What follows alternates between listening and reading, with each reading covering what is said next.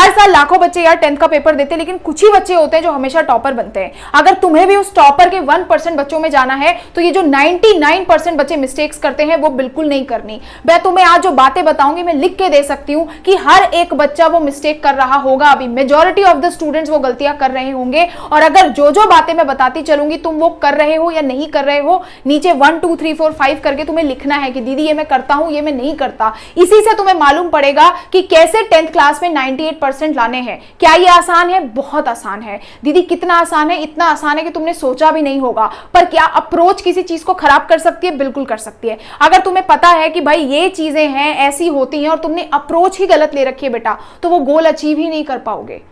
बिल्कुल एक correct plan होना चाहिए। 10th का बोर्ड एग्जाम एक स्ट्रक्चर्ड वे में होता है। बहुत सारी चीजें अगर तुम्हें मालूम है तो बोर्ड का एग्जाम बेटा चुटकियों में कर लोगे। तो ध्यान से मेरी बातों को सुनना। जो चीजें तुम करते हो, जो चीजें नहीं करते हो, अपना स्कोर बोर्ड बनाओ। यहीं पे तुम्हें पता चल जाएगा कि अरे यार ये चीजें मेरे से मिस होती थी, इसीलिए शायद मैं परफॉर्म नहीं कर पा रहा। पेपर देने जाते हो, टेस्ट देते हो, नंबर नहीं आते। क्यों नहीं आते? तुम चीजें गलत कर रहे हो। ध्यान से सुनना मेरी इन 5 बातों को। पहली चीज आती है बच्चों एनसीईआरटी। 99% बच्चे कॉमेंट से बताना एनसीईआरटी नहीं पढ़ते। स्कूल टीचर्स ने कुछ कराया, वही नोट्स पढ़ लिए, बस ठीक है, वन शॉट देखेंगे, उससे नोट्स बना लेंगे, हो गया काम, खत्म हो गया, चैप्टर में समझ आ गया। उसके अलावा कोचिंग में जो पढ़ा रहा है उसी पे डिपेंडेंट हो गए, टीचर ने जो पढ़ाया पढ़ा दिया, बस खत्म।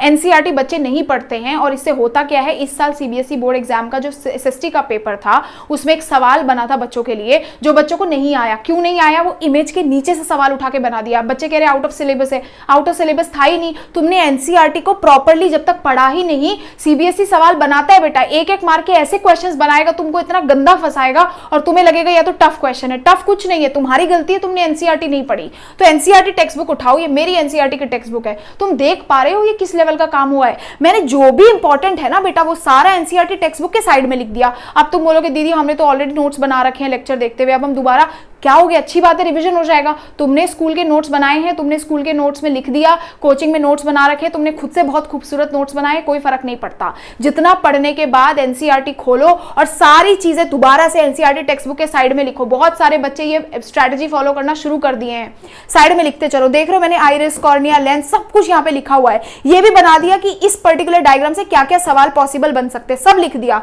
इससे होगा क्या? एक लेवल ऑफ कॉन्फिडेंस बूस्ट हो जाएगा। तुम्हें बूस्ट हो गया कॉन्फिडेंस, तुम्हें मालूम है कि मैंने एनसीईआरटी की तो कोई लाइन नहीं छोड़ रखी है। जो लेवल का कॉन्फिडेंस बेटा मिलेगा, और जहां तुमसे एजर्शन रीजन आया किसी भी लाइन से उठ करके, तुम्हारा ही क्वेश्चन बना होगा, बाकी क्लास का नहीं। एनसीईआरटी मास्टर करनी है। दूसरा काम क्या करना है? नोट्स बना दिए, डिटेल में रिवाइज कर लिया, बहुत अच्छी बात है। जितने इन टेक्स्ट एक्सरसाइज है, जितने बैक एक्सरसाइज है, पूरे डिटेल में सॉल्व करो। अब गलती क्या होती है? सॉल्व करने का मतलब ये नहीं है कि देखते चले गए देखते चले गए। कैसे सॉल्व करेंगे? ध्यान से सुनो। एनसीईआरटी जब पढ़ ली होगी तो ऐसा होगा नहीं कि सवाल ना बने। पहला क्वेश्चन सॉल्व करते चले गए, सॉल्व किया। मान लो तुम्हारा क्वेश्चन नंबर 1, 5 और 7 अटक गया, तुमसे नहीं हुआ इन टेक्स्ट और बैक एक्सरसाइज में। करोगे क्या? उस क्वेश्चन के आगे से मार्क कर दोगे। अब मार्क करने के बाद उस क्वेश्चन को दोबारा से सॉल्व करोगे, दोबारा से उस क्वेश्चन को लगाओगे, जब तक लगाओगे जब तक तुम्हें प्रॉपरली ना आ जाए। तो मिनिमम 2 टाइम्स आपको ये इन टेक्स्ट क्वेश्चन बैक एक्सरसाइजेस की प्रैक्टिस करनी है बेटा, ताकि तुम्हारा सवाल अड़े नहीं और तुम एनसीईआरटी में फुली कॉन्फिडेंट हो जाओ। तो ये है पहला स्टेप कि एनसीईआरटी की कोई लाइन आपको नहीं छोड़नी है। ठीक है, ये है बेटा पहला काम आपका। नेक्स्ट क्या है? रिवीजन। रिवीजन 99% बच्चे गलत करते हैं, बताना हाँ या ना। अब देखो 2 तरीके से रिवीजन होती है। एक तुमने पढ़ाई कर ली, वो पढ़ाई हुई, आपने एक बार कोई चैप्टर पढ़ा, नोट्स बनाए, काम किया, वो सब पहली बार पढ़ाई करी। रिवीजन क्या होगा? 2 अलग तरीके से होते हैं। पहला रिवीजन कैसा होता है? एक चैप्टर पढ़ने के बाद पहले रिवीजन में होगा क्या कि आप डिटेल में पढ़ोगे, आपने किताब खोली, आप रिवाइज कर रहे हो, आपने सारे नोट्स भी रिवाइज करे, क्वेश्चन आंसर्स भी रिवाइज करे। ठीक है, एनसीईआरटी पढ़ी, जो आपने पॉइंटर्स बनाए थे, नोट्स पढ़े, अपने क्वेश्चन आंसर्स जो जो आपको मिलते चले गए वो आप सॉल्व करते चले गए। ठीक है, ये होता है पहले तरीके का रिवीजन कि आपने पूरे चैप्टर को डिटेल में पढ़ा। अब दूसरे बार रिवीजन बेटा ऐसे नहीं होगा। मान लो तुमने 5 दिन बाद वो चैप्टर खोला, तो 5 दिन बाद भी फिर तुम सारी चीजें ऐसे नहीं पढ़ोगे। 5 दिन बाद से क्या करोगे? तुम्हारा थ्योरी पे फोकस कम और क्वेश्चंस पे ज्यादा हो जाएगा। मतलब 5 दिन बाद बेटा, या 6 दिन बाद, 15 दिन बाद, जब भी तुम बुक खोलोगे रिवाइज करने के लिए, पहले बात तो 15 दिन से ज्यादा ड्यूरेशन मत छोड़ना। एक चैप्टर पढ़ते हो उसको 15 दिन के अंदर मिनिमम 2 बार रिवाइज कर दो, तो याद रहेगा हमेशा। सेकंड रिवीजन में क्या करोगे, ट्रैक शीट बना लेना। सेकंड रिवीजन में तुम्हारा कोई भी चैप्टर है, पहले तो सिर्फ 30 मिनट्स का टाइम सेट करो और सारी थ्योरी को एक बार ऊपर ऊपर से देख लो। सबको पढ़ा हुआ है, पहले 2 बार ऑलरेडी पढ़ा हुआ है, तीसरी बार की बात करी, फटाफट से ऊपर ऊपर से तुमने 30 मिनट में सारा कुछ देख लिया। इस चैप्टर में ये है, ऐसे ऐसे सवाल बनते हैं। सीधा खोलो बेटा क्वेश्चन, सीधा क्वेश्चन खोल लो। क्वेश्चन कौन से, एनसीईआरटी के क्वेश्चन खोलिए। क्वेश्चन कौन से जो शायद तुमने पहले कभी सॉल्व किए होंगे, वो सवाल खोलिए। उन सवाल को सॉल्व करना शुरू करो। अब सॉल्व करते करते एक शीट बना लो कि यार अब मैं आज 15 दिन बाद जब ये क्वेश्चंस को सॉल्व कर रहा हूं, मेरे कौन कौन से सवाल अटक रहे हैं। तुम्हारा अटका क्वेश्चन 2, क्वेश्चन 4, क्वेश्चन 8, 11, 12, इसकी लिस्ट बना ली। अब देखो कि ये क्वेश्चंस हैं कौन से टॉपिक से। आपको एक क्वेश्चन अटक रहा होगा तो किसी टॉपिक का ही होगा। मान लो ह्यूमन आई में कॉर्निया का फंक्शन है, तो तुम्हें समझ जाना है कि भाई मुझे अभी ह्यूमन आई को पूरी तरीके से दोबारा पढ़ने की जरूरत है, यानी ये टॉपिक ऐसा है जो शायद मुझे याद नहीं रह पा रहा है। तो इसके साथ आप एक लिस्ट प्रिपेयर कर दोगे इंपॉर्टेंट टॉपिक्स की, जो आपको ये बताता चलेगा बार बार कि यार जब मैंने दूसरी बारी रिवाइज किया था ना, तो मेरे से ये चीजें सॉल्व नहीं हुई थी, मेरा पेपर अटक रहा था, ये टॉपिक अटक रहा था, तो मुझे इस पे फोकस ज्यादा करना है। तो आपको वीक टॉपिक्स मिल गए, आपने वो लिस्ट बना करके काम किया और बार बार अब आपको इन टॉपिक्स को डिटेल में रिवाइज करना है। अब जब दोबारा कभी टेस्ट हुआ, एग्जाम हुआ, रिवाइज करोगे तो आपको पहले ही पता है कि यार ये कुछ ऐसे टॉपिक्स है जहां पे मैं बार बार अटक रहा हूं या अटकता हूं, और अगर वो तुमसे उस समय सॉल्व हो गया मतलब तुम्हारा चैप्टर पक्का हो गया। क्योंकि जो सवाल बेटा एक बार हो जाते हैं ना, वो मेजरली दूसरी बार भी हो जाते हैं। तो ये 2 तरीके हैं प्रॉपर रिवाइज करने के लिए। एक साथ है बच्चों PYQs यानी previous year question paper CBSE के बच्चा इग्नोर करता है, और इस हद तक इग्नोर करता है कि एग्जाम से 15 दिन पहले वो इधर उधर से देख दाख के अपना बेचारा लगा रहता है पेपर करने में। उसको रहता है कि मुझे पता चल जाए इंपॉर्टेंट क्या है। कभी तुमने सोचा कि तुम्हारे जो कोचिंग इंस्टीट्यूट के टीचर्स हैं, स्कूल के टीचर्स हैं, उनको कैसे पता है कि बेसिक प्रोपोर्शनैलिटी थ्योरम इंपॉर्टेंट है? उन्हें कैसे पता है इरेशनैलिटी प्रूफ करनी आएगी? उन्हें कैसे मालूम नेपोलियनिक कोड इंपॉर्टेंट है? मुझे कैसे पता कि डस्ट ऑफ स्नो है वो इंपॉर्टेंट है, उसका थीम इंपॉर्टेंट है? अरे क्योंकि मैंने प्रीवियस ईयर के क्वेश्चन पेपर्स देखे ना CBSE के कुछ फेवरेट टॉपिक्स होते हैं। अब वो उसी से बार बार सवाल पूछती है, पैटर्न चेंज कर देती है, कभी उसको 3 मार्क में डाल देगी, कभी उसी टॉपिक को एजर्शन रीजन में डाल देगी, कभी उसी को 5 नंबर में डाल देगी। तो वो ऐसा करती रहती है। तो बच्चा क्या करता है, स्पेशली टॉपर, मैं खुद बच्चों पूरे लाइफ टाइम टॉपर रही हूं अपने कॉलेजेस में भी, मैं खुद यही करती थी। जो चीजें बाद में करते हैं ना बच्चे,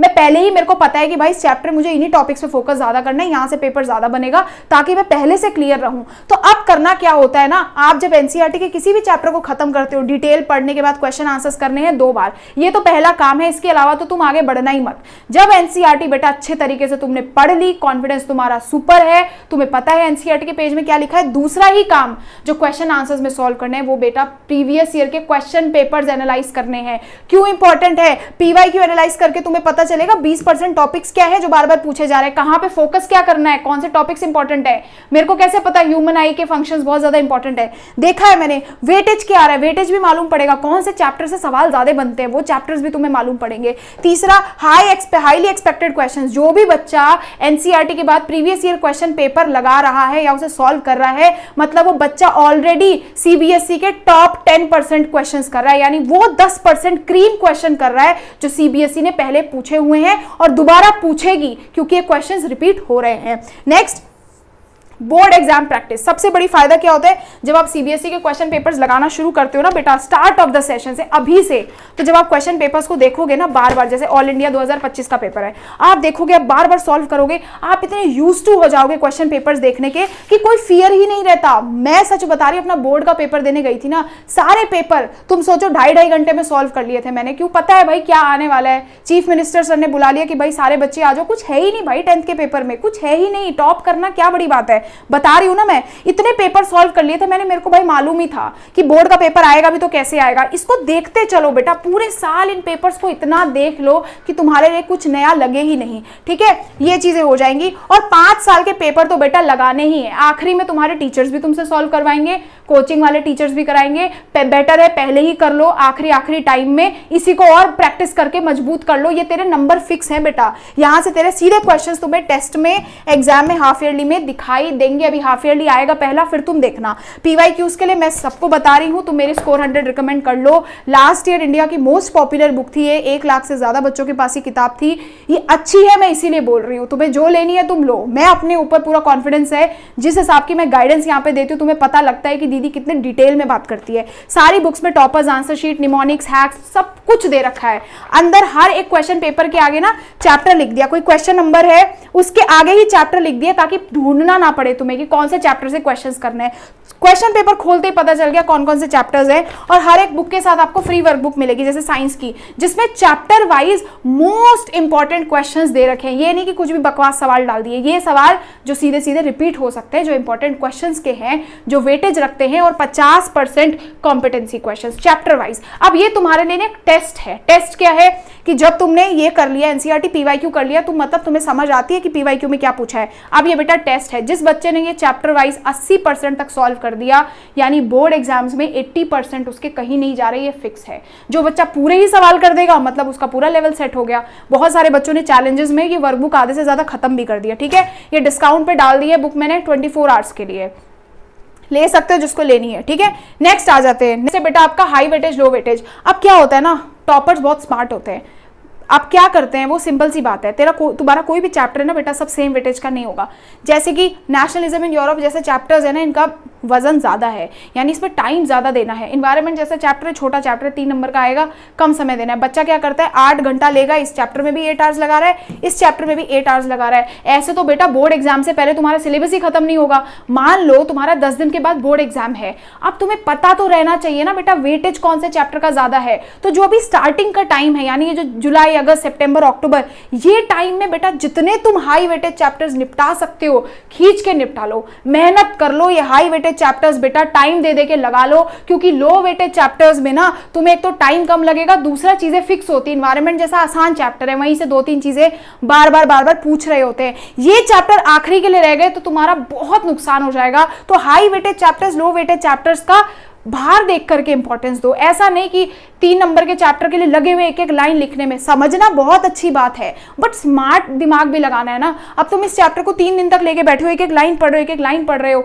समझ लो, समझो सारा, पर रटने मत बैठो चीजों को। प्रैक्टिकल यूज करो कि भाई कौन से सवाल आ रहे हैं वो देखो, सब में बराबर टाइम देकर के अपना टाइम वेस्ट मत करो। तो हाई वेटेज चैप्टर्स में टाइम भी ज्यादा, मार्क्स भी ज्यादा मिलेंगे। लो वेटेज चैप्टर में टाइम भी कम, मार्क्स भी कम। बच्चा स्टार्टिंग में इजी चैप्टर्स पकड़ के लगा रहता है करने पे, अरे अच्छी बात है करो, लेकिन बैलेंस बना के करो। हाई वेटेज चैप्टर्स को भी इंक्लूड करो। एग्जाम टाइम में कोई टाइम नहीं, अगस्त सितंबर के बाद तुम पे टाइम ही नहीं होगा देखना। हाफ ईयरली आ जाएंगे, फिर प्री बोर्ड्स आ जाएंगे, फिर ये आ जाएगा वो आ जाएगा। अभी जो टाइम है 2-3 महीने, हाई वेटेज चैप्टर्स खींच लो बेटा। Trigonometry, rise of nationalism in Europe, nationalism in India, बड़े बड़े चैप्टर्स, ज्योग्राफी निपटा लो अपनी, अभी कर लो। बाद में बेटा कुछ नहीं होने वाला, ये मैं तुम्हें बता रही हूँ, ये चीजें याद रखना। यानी कि हर एक चैप्टर को सेम एफर्ट नहीं डालना, अपना एफर्ट बचाओ, थक जाओगे नहीं तो। हर एक चैप्टर के लिए उसके बराबर का एफर्ट, जितना इंपॉर्टेंट चैप्टर उतना ज्यादा ध्यान से उसको पढ़ना है।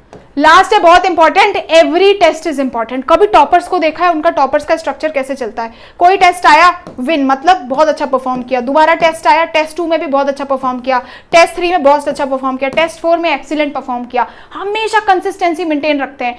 फायदा क्या है? नंबर अच्छे मिलते हैं प्रैक्टिकल्स में, टीचर हाथ खोल के नंबर देगा, पहली चीज। दूसरा कॉन्फिडेंस, छोटी छोटी विंस जब होती है ना तो इंसान अंदर से थोड़ा कॉन्फिडेंट फील करता है, उसको पता है कि वो बोर्ड में नंबर ले आएगा। क्यों? पहली बात तो जो आपके स्कूल के पेपर्स बनेंगे वो टफ बनेंगे बोर्ड एग्जाम से, ये तो लिखित बात है। टेस्ट भी होगा तो टफ बनेगा, हाफ ईयरली एग्जाम होगा टफ बनेगा, प्री बोर्ड होगा तो वो और टफ बनेगा। और जो बच्चा इसमें परफॉर्म कर ले रहा है वो बोर्ड एग्जाम्स में 90% परफॉर्म करेगा ही करेगा। तो ये जीतने की आदत बेटा यहीं से डालो, ये अपना आलस मारो, ये कंसिस्टेंसी थोड़ी बढ़ाओ और ये एवरेज रहने वाला फंडा तोड़ो। जब तक एवरेज रहोगे ना तो कंफर्ट जोन में रहोगे, कुछ कर नहीं पाओगे यार। तब तक तो तुम्हें रहेगा कि चलो ठीक है एवरेज है, 70 नंबर आ रहे हैं, बोर्ड एग्जाम्स में 85 ले आएंगे मेहनत करके। अरे जो चीज तू अभी श्योर नहीं है जिस चीज के लिए, उस चीज की श्योरिटी तुम बोर्ड्स के लिए कैसे दे रहे हो? अगर तुम्हें 70 से 85 लाने तो तुम प्री बोर्ड में लाके दिखाओ। 100 में से अगर तुम्हें 70 में से 85 नंबर चाहिए तुम प्री बोर्ड्स में लाके दिखाओ ना। तुम बोर्ड्स की गारंटी कैसे दे रहे हो जब तुम अभी नहीं लेके आ रहे? तो अभी से परफॉर्म करना शुरू कर बेटा, बात के लिए मत छोड़। बोर्ड एग्जाम्स में 99.9% चांसेस है कि अगर पूरे टाइम अच्छा करते रहो तो बोर्ड एग्जाम्स में बहुत अच्छा कर दोगे। बट अगर पूरे साल एवरेज परफॉर्म किया, बोर्ड एग्जाम्स में एक्सेप्शनल परफॉर्म करने का चांस है, बिल्कुल है, मैं मना नहीं कर रही बेटा, लेकिन ना कॉन्फिडेंस नहीं होगा तुम्हारे अंदर। तुम्हें हर दिन ऐसा लगेगा यार आएंगे नहीं आएंगे, आएंगे नहीं आएंगे, वो नहीं करना। अपने को हर दिन कॉन्फिडेंट रहना है, जम के पढ़ाई करनी है। जितने भी टेस्ट आए, एग्जाम आए, वाइवा आए, सारा काम छोड़ दो उस दिन। आज मान लो कल तुम्हारा टेस्ट है, टीचर ने बोला डस्ट ऑफ स्नो पोम का टेस्ट है, बेटा जितनी तू बेस्ट पढ़ सकता है एवरी टेस्ट को अपने बोर्ड एग्जाम की तरह ट्रीट करके देना शुरू कर दो, तुम्हारे आधे से ज्यादा सिलेबस तो ऐसे ही खत्म हो जाएगा। कल rise of nationalism in Europe का चैप्टर का टेस्ट है, ऐसे पढ़ो कि कल तुम्हारा बोर्ड एग्जाम है, उसके बाद देखो तुम्हें कोई दिक्कत ही नहीं होगी, बोर्ड एग्जाम तक तुम एकदम ट्रेन हो जाओगे। तो ये 5 टिप्स बेटा तुम आज से ही फॉलो करो, और ऐसे बहुत सारे वीडियोस मैं चैनल पे डालती रहती हूँ। चैनल सब्सक्राइब कर दो, दूसरा टेलीग्राम ज्वाइन कर दो। टेलीग्राम पे बहुत सारी चीजें फ्री मटेरियल मैं उसमें पोस्ट करती हूँ, उसमें भी पार्ट ले लो। Till then thank you so much and bye bye.